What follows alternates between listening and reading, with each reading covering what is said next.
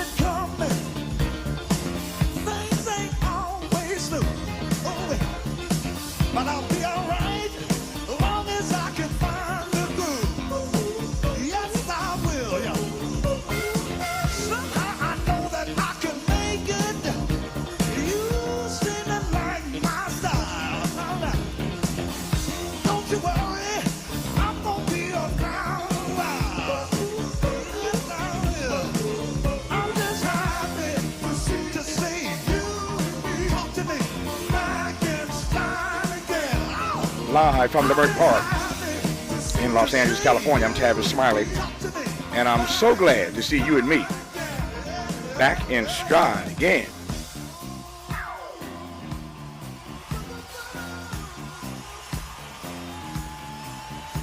Before we get started with today's show, let me invite you to follow me on Facebook and Instagram at The Real Tavis Smiley and get updates on X, that's formerly Twitter, at Tavis Smiley. By the way, should you miss any part of today's program or want to catch up on previous shows, you can always visit thetavissmileyshow.com. That's thetavissmileyshow.com, or wherever you get your podcast, and listen to the Tavis Smiley podcast version of this live program at your leisure.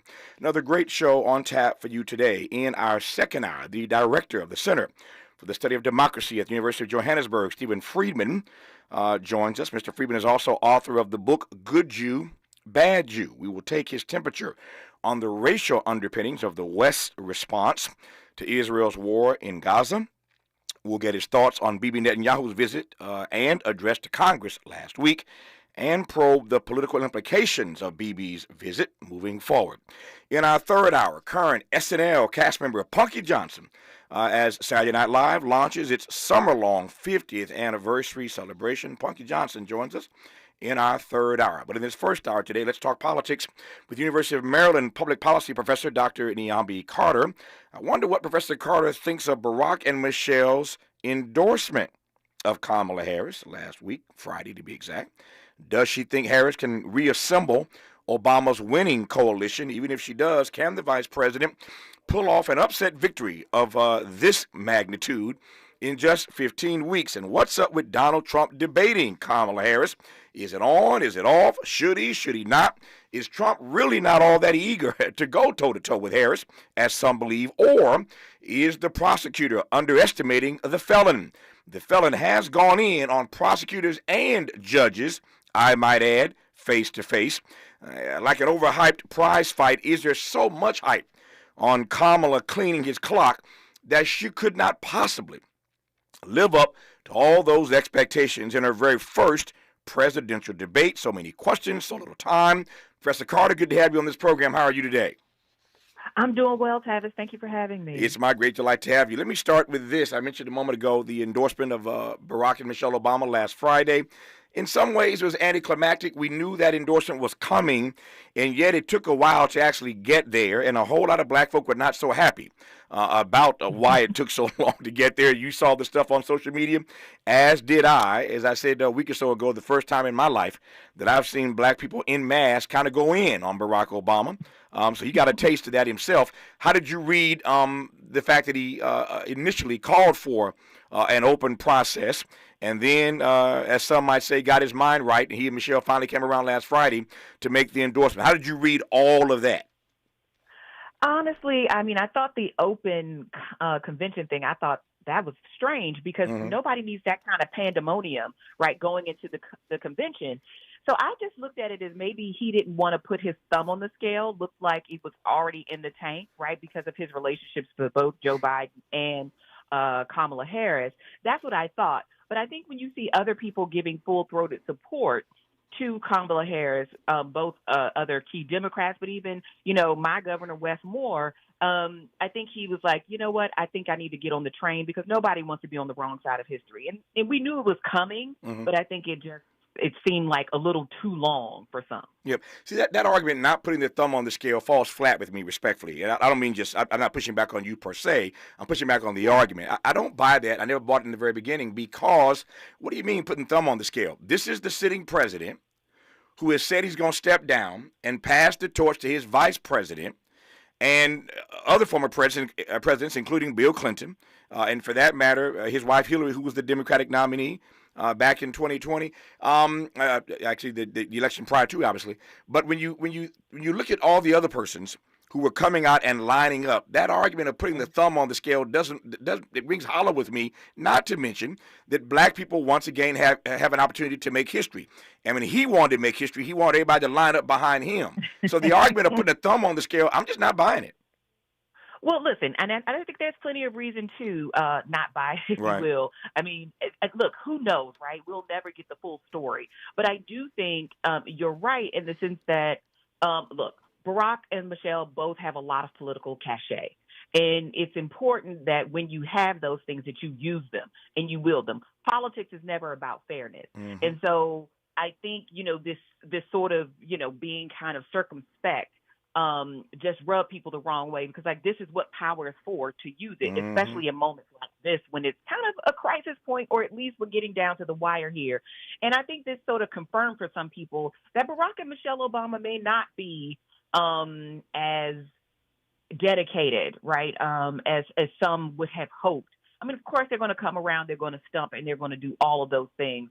But I don't think you want to be seen as lagging, right, in supporting another candidate, another Democrat, and certainly not another black woman. Yeah.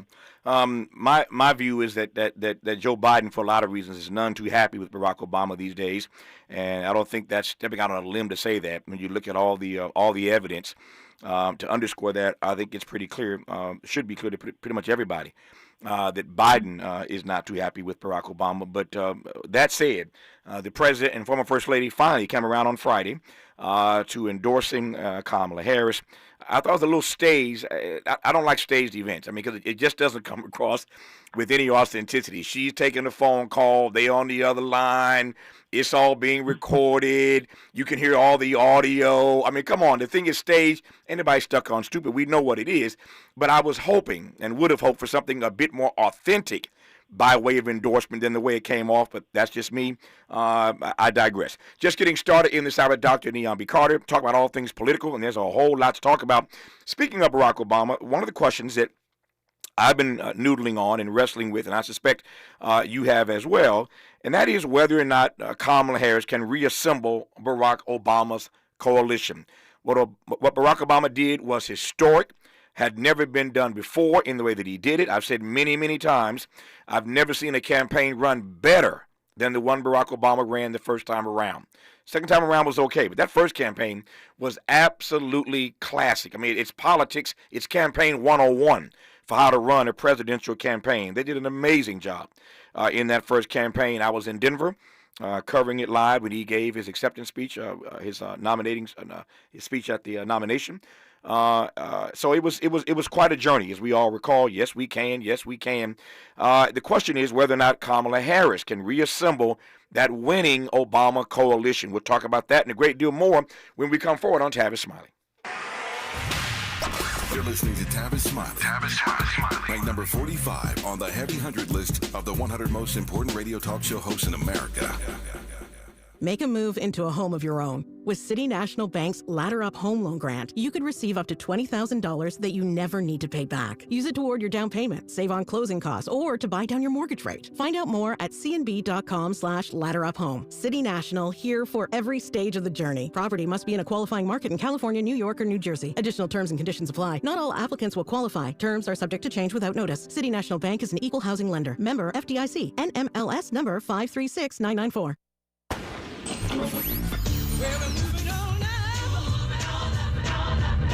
Tavis is like George and Wheezy. He's moving on up. Last year, Tavis was number 45 on the Talkers Magazine list of the 100 most important radio talk show hosts in America. Wait for it. Wait for it. The 2024 list was recently released, and Tavis has jumped to number 33 on the list of the nation's most important talkers, making him the highest-ranked African-American on the coveted roster.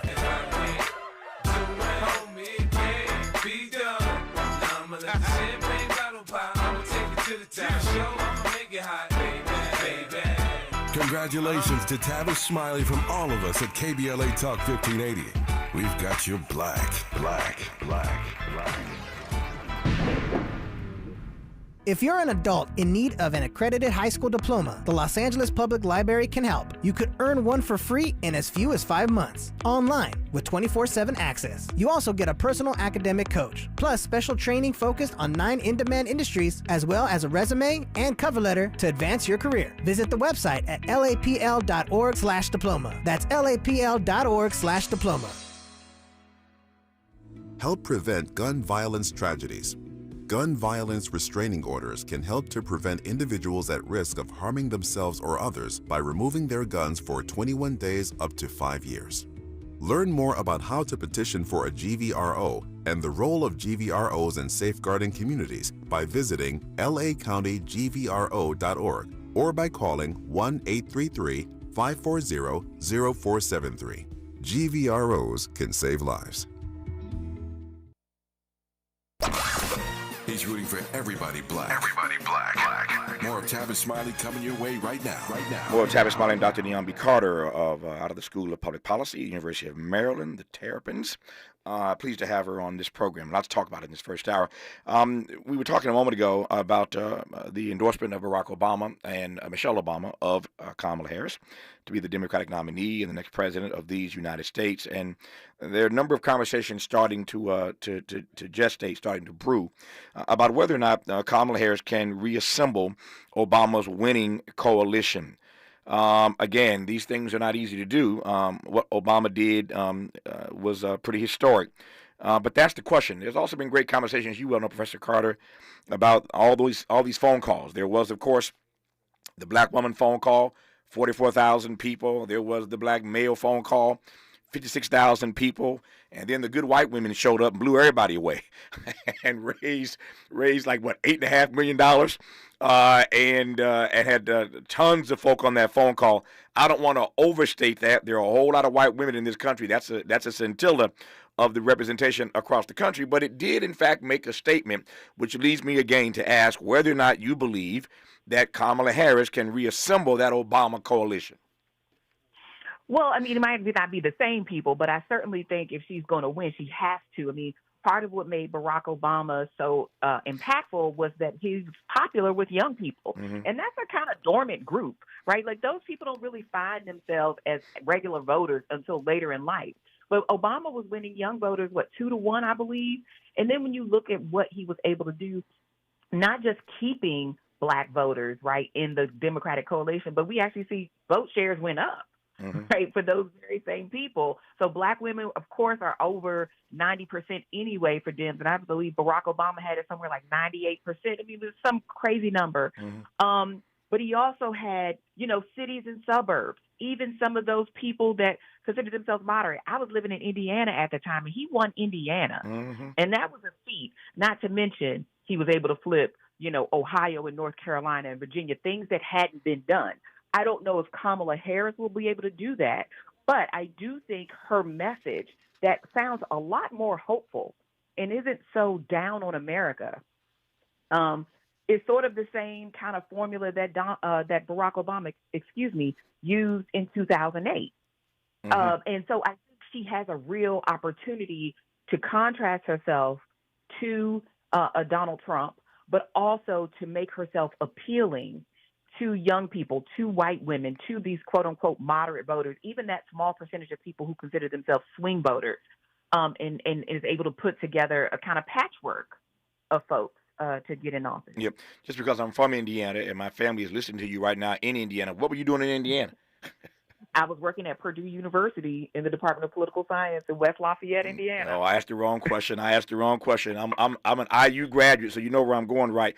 As a matter of fact, I was just wearing my T-shirt the other day that my two favorite teams are Indiana and whoever is playing Purdue. One of my favorite, one of my favorite T-shirts.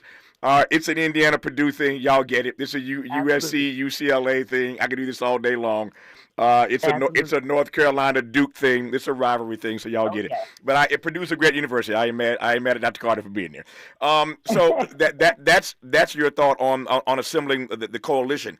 Let me just say this: when Barack Obama won, as you know, the first time, actually true both times, but certainly the first time. When he won, he did not pull a majority of white women voters. This question is not going to go away. There's so many iterations of it. We'll be talking about it between now and November, and we'll certainly be talking about it post the election. Where and how did white women show up in this election? But Barack Obama by far, did not win the majority of white women voters when he ran the first time in 2008. Tell me how you think that plays for Kamala Harris, the white women voters. Yeah, I mean, look, white women, if we've ever paid attention, have always voted like white men, quite frankly. When we look at multiple election cycles, white women vote like white men, meaning they typically vote more Republican.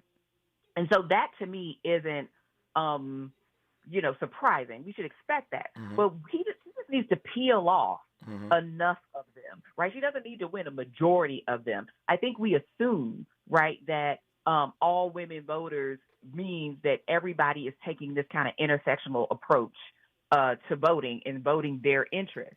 But we've seen that person who was the fireman who was killed at the Donald Trump rally where he may or may not have been shot in the ear. His wife wouldn't even take a phone call from the sitting president. That's right. And said that, she's still going to vote for Trump, even though she's not a political person. I don't think those kind of sentiments are unusual.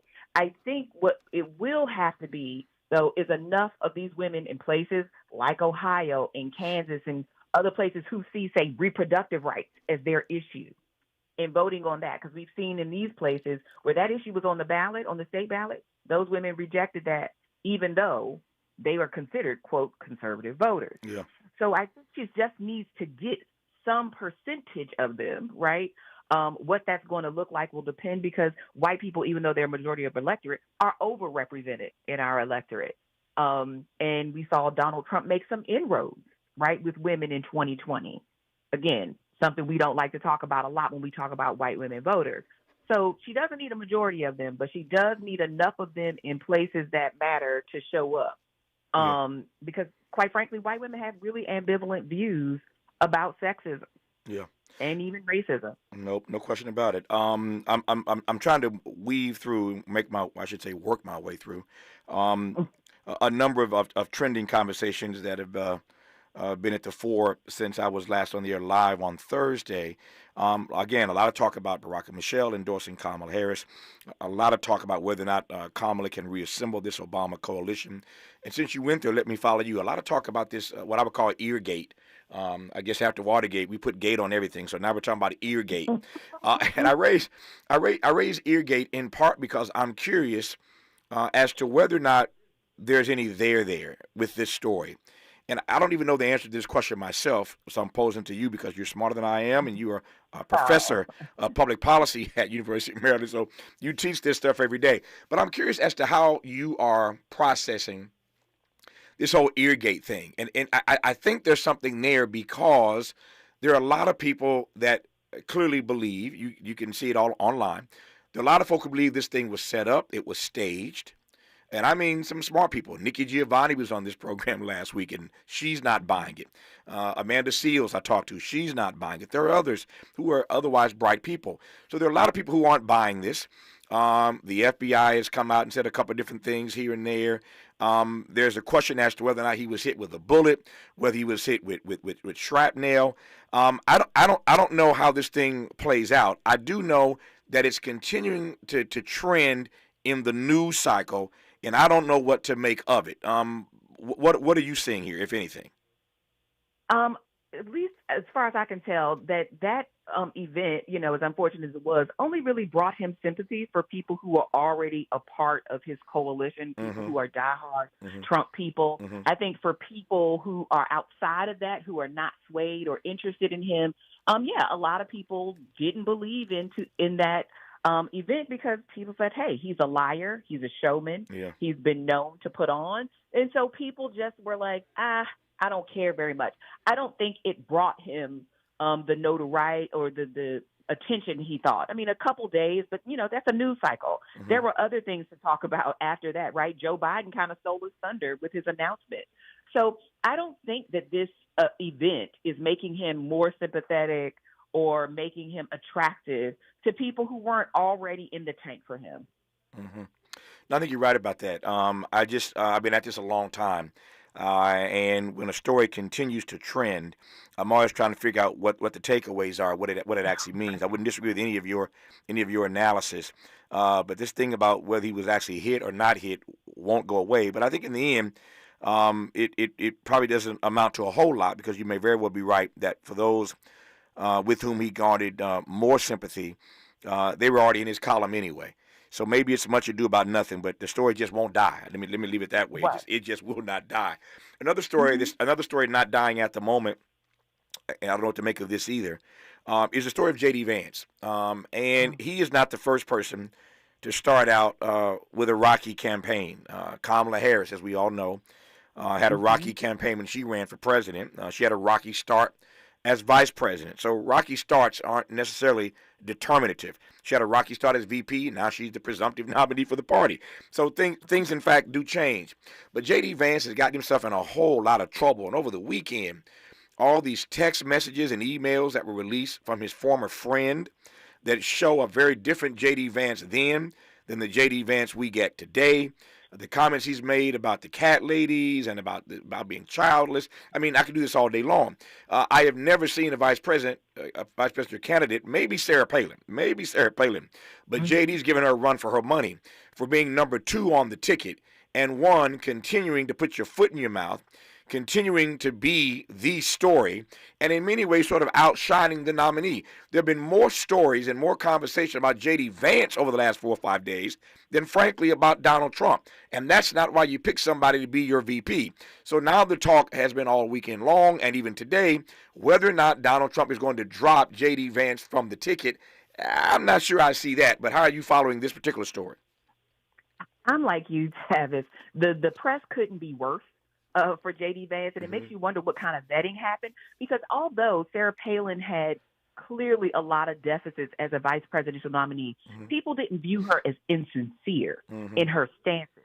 When we see this sort of evolution of J.D. Vance to a never Trumper to then, being his number 2, I think it makes people question again, who is this guy? Because I read those same stories in these emails that were very friendly and very respectful to his transgender classmates. They called each other friends. And yet you turn on this person when it's politically convenient. And I think that's what most people are seeing about J.D. Vance. I think more than the couch stories and all that other stuff that's been coming up is that, who is this guy? This is a man who has a wife and brown children, right? Mm-hmm. Who is willing to stand next to a man who would say things like he wants to deport immigrants, who, quite frankly, some people view that party or that wing of the party, this sort of MAGA Republicans, as being, if not racist, at least willing to abide racism, right, for the purposes of votes. So I think a lot of people are like, what won't this guy say or do to get next to the power? Mm-hmm. Because how do you go from saying this guy is America's Hitler to standing there with him? How do you go from being a conservative but pretty measured in how you address transgender folks to being on a ticket where at least a lot of your supporters view transgender people as not having a right to exist in the way that we understand it? So I think J.D. Vance has a credibility problem because people view him as disingenuous and insincere. And when you're on a ticket next to a person who has been civilly convicted of sexual assault, who has 34 felony convictions, who is a profligate liar, I don't think it bodes well for the ticket. Mm-hmm. Let me ask you this, and as you know, my job here is to be an interlocutor and to interrogate and to press and to push and to play devil's advocate. So J.D. Vance has said he evolved on many of these issues. That word evolved jumped out at me over the weekend because Barack Obama used the same word when he said he evolved on gay marriage. Where's the line for you then politically between evolving and being a hypocrite? Because J.D. said he evolved. Obama said he evolved, and there are a lot of folk in the black church in particular who did not like Obama's evolving on the gay marriage question. So where's the line between evolving and being a hypocrite? You know, I think this is a really interesting question because I think a lot of politicians tell this narrative, right? Because you have to become a lot of different people for a lot of different people, and that's irrespective of party or ideology. I think if people are honest, most people aren't evolving very much because what I do know as a political scientist, right, what we know as people who study people is that people actually don't change very much. If it's something that you believe very deeply, whether it's gay marriage, whether you believe in traditional family values, right, with women in the home and taking care of children and all of that kind of stuff, you don't really move very far from those opinions. And it does not mean that you can't, right? It's like, you know, the people who say, you know, I am opposed to alcohol, right? I don't drink, but I love my aunt or uncle who might drink or have a drinking problem, right? It's sort of love the sinner, hate the sin kind of thing. And so people do that. But I don't know. I mean, I think it's really up to voters kind of to decide when it's hypocrisy. Because at least on the gay marriage question, right, Barack Obama could say, as a Christian, I didn't appreciate this issue, but when I became a person who has to govern, I realized that people have a right to create relationship and family that has nothing to do with my religious background. And as I became more knowledgeable, more aware, I softened. And that follows a sort of democratic line. Now, a lot of the positions that J.D. Vance has also follow a very particular line of Republicanism. Exactly. But, you know, unfortunately, he is on the record of saying that this person that I'm running with is a terrible person. America's Hitler. Not just terrible person, America's Hitler. Right. America's Hitler. Yeah. Right. And you said this guy is, you know, you called him all kinds of things. Yeah. So I don't know how you go from that to becoming more strident, right? Yeah. More conservative. When, you know, not even a decade ago, you were having respectful kind of conversations about issues. I want to probe this a bit more. I think we're getting a little deep here, and I like this, about this line between evolving and hypocrisy. Kamala Harris said some pretty nasty things about Joe Biden. Do we call that hypocrisy? Do we call that evolving? It's politics. I ain't stuck on stupid. I get it. But I want to interrogate that a bit more. Number one, there's still a lot more to talk about. Professor Carter makes a point here I want to probe in a moment about J.D. Vance's wife and brown children, his brown wife and brown children. I wonder how that cuts when it comes to the electorate in November. We haven't even talked about Donald Trump and Kamala debating. A lot more to get to when we come forward on Tavis Smiley. Seeking the truth, speaking the truth. This is the Tavis Smiley Show. paid for by government.com. Did you know the United States Mint has issued a new Morgan silver dollar coin in proof condition for the first time? Not only that, they are also minted in 99.9% pure silver for the first time ever in history. Coin experts are calling this an amazing opportunity for anyone that knows the enduring popularity of Morgans. But you must hurry. Only 400,000 of these legal tender silver dollars were issued. These first ever Morgan silver dollars are brand new with stunning mirror-like finish, minted by the iconic San Francisco Mint. Call now and you're guaranteed a new first ever 99.9% pure silver proof Morgan dollar. To learn more, call 1-800-973-9717. If you order now, you will receive a free coin collector bonus pack, a $25 value, free with every order. Call 1-800-973-9717 now to secure your new Morgan silver dollars before they are gone. That's 1-800-973-9717. We welcome you on into a Monday. I'm Mike Moore. Now here's the latest from the Black Information Network. President Biden will propose major Supreme Court reform this afternoon in Texas. He'll call for term limits for Supreme Court justices. Biden also wants to see an enforceable code of conduct for Supreme Court justices, calls for which have grown since reports of Justice Clarence Thomas, who is African American, of accepting trips and extravagant gifts from billionaires. We mentioned earlier that today is Monday, and that means Iowa's law banning most abortions after 6 weeks is now in effect. It comes following the denial of Planned Parenthood's request for a rehearing in court. The legislation, known as the Heartbeat Law, only contains exceptions for cases of rape, incest, or to save the life of the mother. And that's the latest. I'm Mike Moore from your 24/7 news source, the Black Information Network, and BINnews.com. Hi, I'm Kyle at Blindster.com. I started Blindster in 2010 in my garage after I overpaid for new blinds. I researched the industry, hired my mom, and 14 years later, we're one of the largest retailers of custom blinds in the U.S. Don't pay too much for new blinds. Go to Blindster.com. Is this the This is the KBLA Sports Minute with Ray Richardson. A lot of folks were up at 8 in the morning Sunday to watch the U.S. men's basketball team play their first game in the Summer Olympics in Paris. They beat Serbia by 26. LeBron had 21 points, 7 rebounds, and 9 assists. But everybody was talking about Kevin Durant. In his first game since April, Durant made his first 8 shots, 5 of them three-pointers. He finished with 23 points in just 17 minutes off the bench. Durant missed the team's 5 exhibition games with a calf injury. Team USA plays South Sudan on Tuesday. The U.S. women's basketball team plays their first game today at noon against Japan. Simone Biles advanced to 4 event finals in women's gymnastics, the all-around, balance beam, vault, and floor exercise. The team finals competition is Tuesday. Biles has a chance to become the first gymnast, male or female, to win 5 gold medals in a single Olympics. No debates, no speculation, just the info you need. That's your KBLA Sports Minute. I'm Ray Richardson. More news, opinions, and conversation when we come forward on KBLA Talk 1580. Climate justice, climate equity, climate resilience. By any other name, we demand environmental justice in 2024 and beyond. We're KBLA Talk 1580, and we don't black down.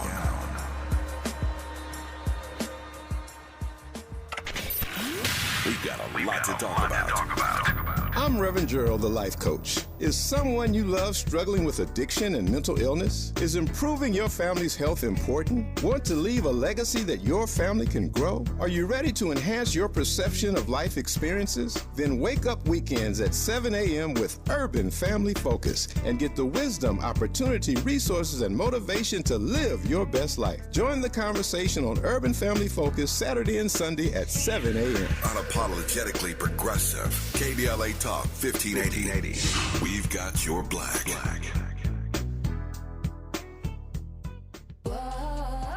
My friends swim no matter the season, but my moderate to severe plaque psoriasis can sometimes take me out of the moment.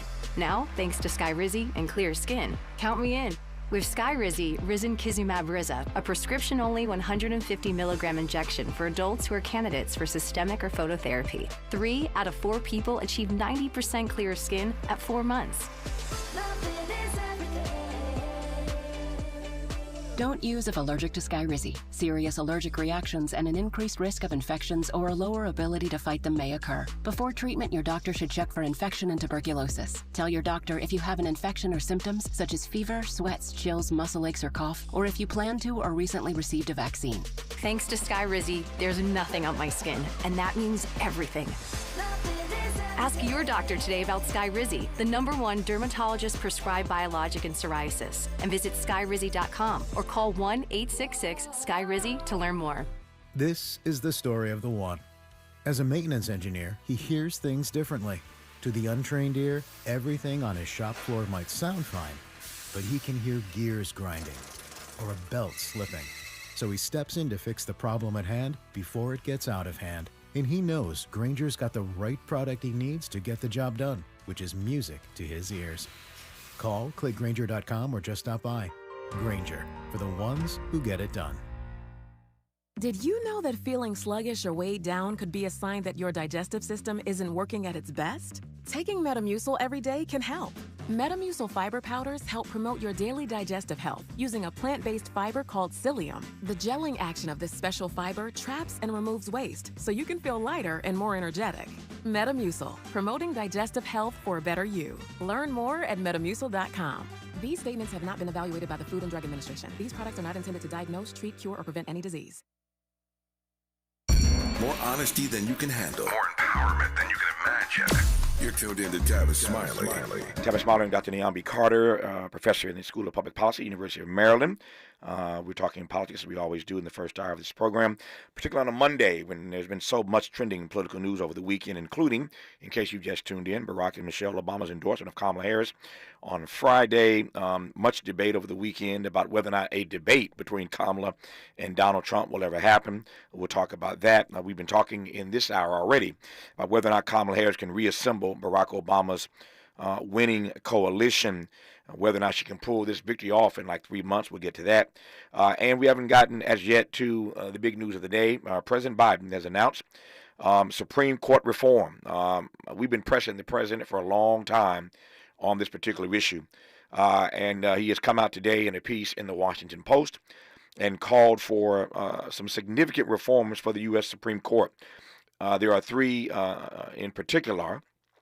issues in particular he raised in his Washington Post op-ed today. Perhaps we'll get to this a little bit later in the program today, but we'll get Dr. Carter's take on it in this hour. But three things. He has proposed an 18-year term for Supreme Court justices and a binding code of ethics, along with a constitutional amendment that would reverse the Supreme Court's July 1st decision giving presidents absolute immunity. I quote from the president, "What is happening now is not normal, and it undermines the public's confidence in the court's decisions, including those impacting personal freedoms," he wrote in the Post. He continued to write, and I read, "That's why, in the face of increasing threats to America's democratic institutions, I am calling for three bold reforms to restore trust and accountability to the court and our democracy." Those three reforms I previously mentioned: an 18-year term, a binding code of ethics, and a constitutional amendment overturning that July 1 decision giving presidents absolute immunity. Now, there's no doubt in my mind that if President Biden was still on the ticket, if he had not turned the reins over to Kamala Harris, I doubt very seriously if he'd be doing this right about now. Maybe, but I doubt it. But once you're off the ballot, it kind of frees you up in a lot of ways. And so I suspect there may be a number of things we get out of Joe Biden between now and November, the end of his term, that he otherwise would not have done were he still on the ballot. But this is a big one, calling for some significant reforms to the U.S. Supreme Court. You still have to, move through Congress. Some of these things, of course, require a 2/3 majority of the states signing on. So reforming the Supreme Court is not easy. It's not easy. But I'm heartened to see the president so boldly move to raise this issue. There's a speech he's giving today on top of writing this piece for the Washington Post. So I'm glad to know that this issue will be trending for a few days about what we do about an out-of-control Supreme Court. The president has finally stepped up in this regard. Dr. Carter, how are you reading all that before I get back to the other issues that we raised? Well, listen, I'm like you. I think it's time for Joe Biden, if he's going to do anything, to cash out. It's not you're lame duck now, so you might as well do all of the things. you wanted to do. But I think it's long overdue. I mean, the framers had a notion of what this country would look like in mind. They had a notion of what this court and how this court would operate.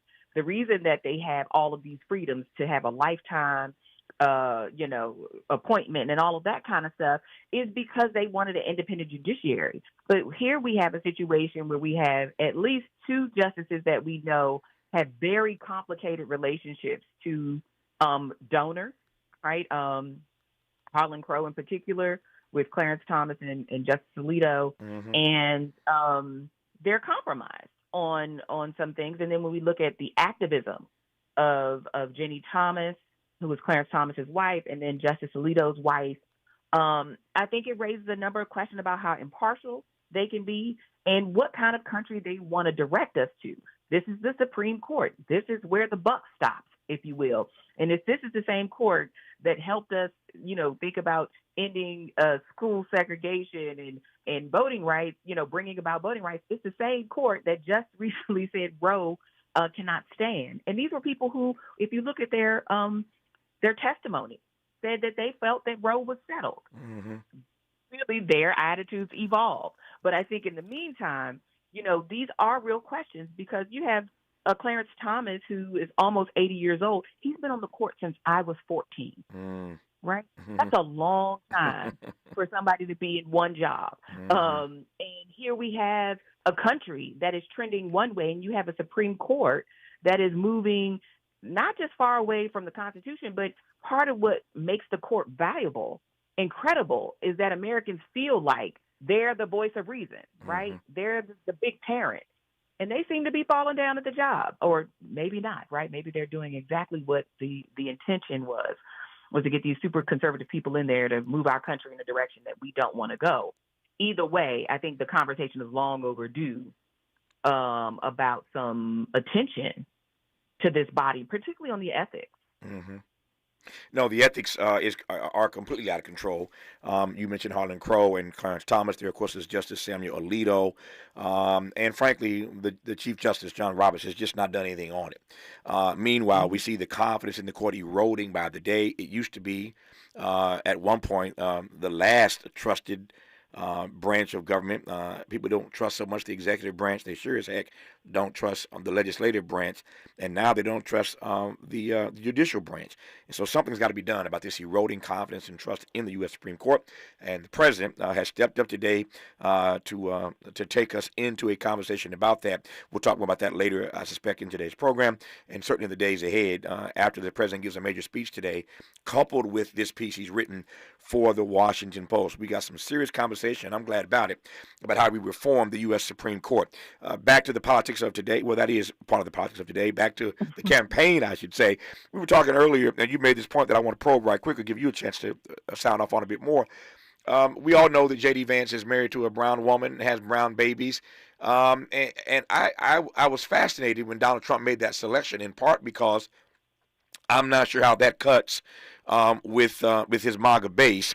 But what's your read of how, because you know he's going to use it, what's your read of how he uses that reality of who his wife is, his brown babies, between now and November on the campaign trail? How's he use that to his advantage? Well, I think he's going to try to say, look, I'm married to an Indian American, Usha Vance, I believe that's how you pronounce her name. I have, children who are also not only a biracial, but of an interfaith marriage. And, these are, some of my best friends, right, Mm-hmm. are Indian, I think is what he's trying to suggest. I mean, I think one of his sons is named Vivek. I mean, Mm-hmm. it is, I think, a really naked attempt to beat back some of the claims that people have been making that the Trump candidacy has always sort of made a home for white supremacists, and picking J.D. Vance, who has this sort of Midwestern Yale, background, but is conservative and married to Usha Vance, and she's a Hindu, he's a Christian, that we are evolved on this issue, that we actually don't kowtow to races. I think that was pretty much what was there, because if you saw, a few Republican supporters online were really shocked at J.D. Vance's wife's race and said as much. No, it had to catch some of them by surprise for those who did not know his backstory. And again, the question is how he will use it to his advantage during this campaign. We shall see. More with Professor Dr. Niambi Carter of University of Maryland when we come forward on Tavis Smiley. Hope, agency, dignity. This is Tavis Smiley. We asked seniors how to prevent Medicare scams. My best advice, if you get a phone call, do not talk to the person. These people are well-trained. Don't talk to them. They don't know me. They're just trying to scam me. Don't be fooled. Hang up. Just hang up. Never give out your Medicare number. They're going to get your number to put in a false claim. If I get a call from someone, I don't pick up the phone, and should I pick up the phone and they ask for information, then I hang up. How do you detect Medicare fraud? Just like I check my credit card statements, I check my Medicare statements monthly. Scammers can get a hold of your number, order medical devices through your account, and you're not even going to know about it if you don't look at your statement. Check your statement every month. If you get your statement and you see something that you know you did not have done, you report it. Call your senior Medicare Patrol. To report Medicare fraud, call the Senior Medicare Patrol at 855-613-7080.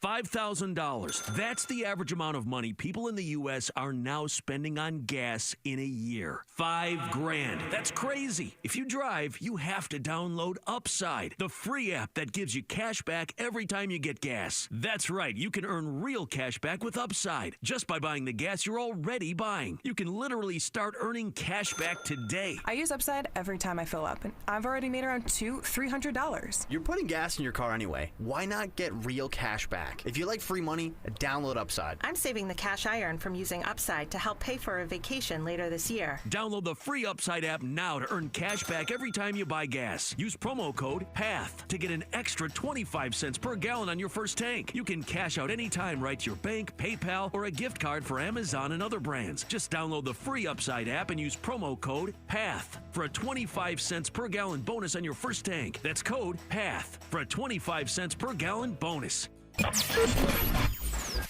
KBLA Talk 1580 is the fastest growing talk radio station in Southern California. Home to 50,000 watts and an audience reach of 12 million listeners. KBLA Talk 1580 is a pioneer for black audio content, including our groundbreaking $2 million climate justice campaign and the most loyal, influential audience. According to an independent research study by the polling firm Aviterus, for the second consecutive year, KBLA Talk 1580 is the most trustworthy, reliable, and credible news source for black audiences and beyond in Southern California. Let KBLA Talk 1580 power your advertising dollars. Our omni-channel custom marketing solutions are specifically tailored to connect with your ideal target audience. We leverage audio, podcasts, streaming, digital, social media, and local activations to get your message out to the black community. Get in touch with our advertising team today at advertising@kbla1580.com. That's advertising at kbla1580.com. KBLA 1580. We've got you black.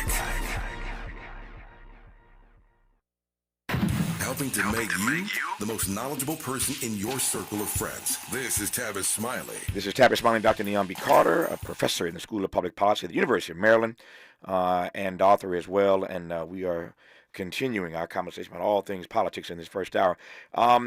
We were talking a moment ago about J.D. Vance and how he's going to use his being married to a person of color and having brown babies in this campaign. What is striking for me, I haven't heard very many people make this point, but we know that America is changing. It's interesting to me that you have two. Well, now she's a presumptive presidential nominee, but it's fascinating. You'll take my point, Dr. Carter. We have right now a vice president who's in an interracial relationship. We have a guy, and that's on the Democratic side. On the Republican side, we have a guy who is in an interracial relationship who wants to be vice president. Things are changing in the White House, are they not? Absolutely, and I think they really reflect U.S. Now, most people aren't in interracial marriages, right? Like, that's true, Right. especially Black women. Typically, we marry other Black people. But I will say, I mean, I think it's reflective of the country at large and why this sort of change to Kamala Harris.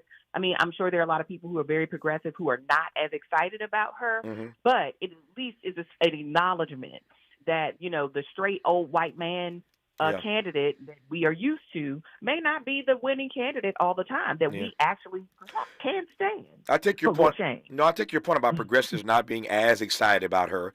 If the choice is Kamala Harris or Donald Trump, for me, there ain't no real debate there. But I take your point. I'm a true progressive, and I take your point about people not being over enthusiastic about the options here. But the question is how she does, in fact, go about maintaining the enthusiasm that's already afoot for her. There's no question about the fact people are excited about it. We saw the $200 million she's raised just since the announcement, essentially. So how does she maintain that enthusiasm in the months to come, these 3 months to come? Yeah, I mean, and that's a lot to do in a very little time. I think one of the things is she has to be authentic. I think she has to be open and transparent. I mean, she's going to be the target of heightened scrutiny from voters, but also the media and other things. And she has to be, you know, she has to own her issues, whatever, you know, people want to dig up, you know, old comments that she made when she was the attorney general from California or when she was a presidential candidate before she became the vice president. She just has to own it, and she has to talk about it. Again, to your point about when does it look like hypocrisy, when is it evolution? Yeah. You know, but you have to own it. And I think one of the things that kind of soured people on the Democrats for a minute, at least, was that it felt like they were gaslighting us into seeing and telling us we weren't seeing what we were seeing, which was, you know, a much older man in decline on that debate stage. And I think on this, she has to maintain the appearance that she is being truthful, she is being open, and she is being honest. Being defensive cannot help. She also has to be tough. I think, I mean, you know, if we remember in 2018, Auntie Kamala was kind of the talk. That was everywhere. Now I think it was a little condescending to call a middle-aged Black woman auntie, but nonetheless, what people were really drawn to was sort of her no-nonsense approach in those congressional hearings, in those Senate hearings, and hearing her go back and forth with Brett Kavanaugh and really prosecute the case. People like that toughness. I think even this conversation about the potential debate with Donald Trump that he now seems to be walking back from. She said anytime, anywhere, right? I think people like that from her. They want to see that spunk and that fire. When we come forward in our remaining moments with Dr. Carter, we'll come right to that issue of this debate with Donald Trump. Will it happen? Will it not happen? Should he do it? Are people putting too much pressure on her? Is the hype too much for her not to live up to?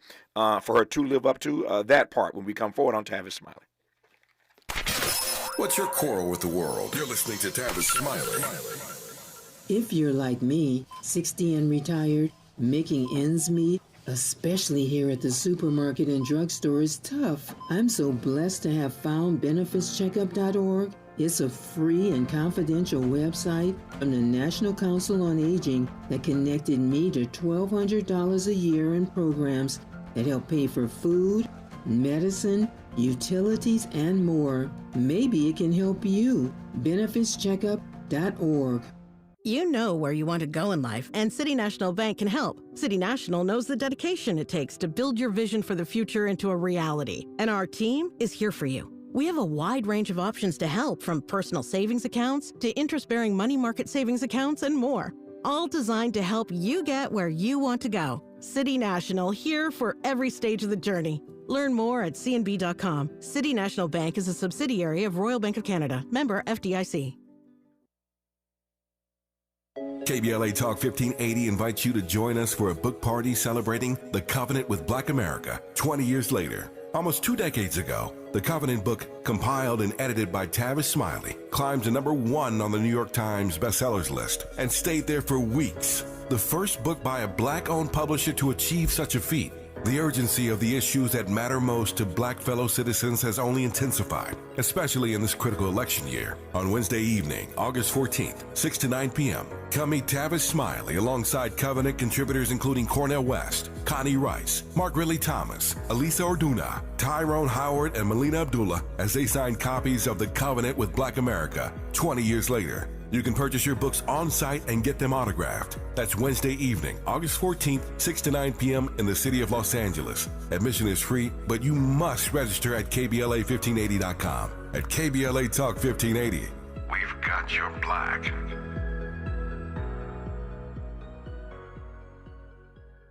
The possibility of lung cancer can be pretty scary, especially if you're one of approximately 8 million current or former smokers at high risk. That's why SaveByTheScan.org wants you to know that now there's a breakthrough low-dose CT scan that can detect lung cancer early, and it only takes 60 seconds. You stop smoking, now start screening. For an easy quiz to see if you're eligible, visit SaveByTheScan.org. It could save your life. SaveByTheScan.org is brought to you by the American Lung Association's Lung Force Initiative and the Ad Council. If you love to travel, Capital One has a rewards credit card that's perfect for you. With Venture X, earn unlimited double miles on everything you buy and turn everyday purchases into extraordinary trips. Plus, receive premium travel benefits like access to over 1,300 airport lounges where you just check in and chill out. Open up a world of possibilities with Capital One. What's in your wallet? Terms apply. Lounge access is subject to change. See CapitalOne.com for details. Made fresh daily in Leimert Park, Los Angeles, California. You're listening to Tavis Smiley. Tavis Smiley and Dr. Neon B. Carter, at least for the next 3 minutes as we wrap this hour talking all things politics. She is a professor in the School of Public Policy, University of Maryland. I've been honored to have had her on this program to kick off this day, this show, and this week. Dr. Carter, in our remaining 3 minutes here, you went there. Let me follow you. This debate, it was on. It was off. I don't know if it's going to happen, but tell me how you just tell me the frame that you see Kamala debating Donald. Well, I mean, in terms of just the optics of it, yeah. I think it won't be a Clinton-Trump debate. It won't be a repeat of him kind of walking up over her and standing up over her. Mm-hmm. I don't think that'll play out. But I think it'll be interesting because she's obviously younger, but she's more nimble on her feet. She's a prosecutor. Mm-hmm. We've seen her perform. Honestly, I think it will be more of what people wanted to see from Joe Biden if they actually make it to the debate stage, where she'll be calling him on his lies in real time and really kind of going back and forth. But I think this really has made him look weak. His campaign said they won't commit to a debate. He has everything to lose. This makes her look good, right? She's the one offering him a challenge, and he's backing away, and he's supposed to be the strong man. He's supposed to be the one who's invincible, right? He's supposed to be the one that can kind of debate from a place of strength. But it's appearing that she's made him back down. He looks weak, and, she can move on without talking about him too much. I'm always suspect of hype, and I fear that we are putting so much hype on this debate, even when it does happen, that Kamala couldn't live up to it. It would take Jesus Christ to live up to all the hype that they're putting on this debate.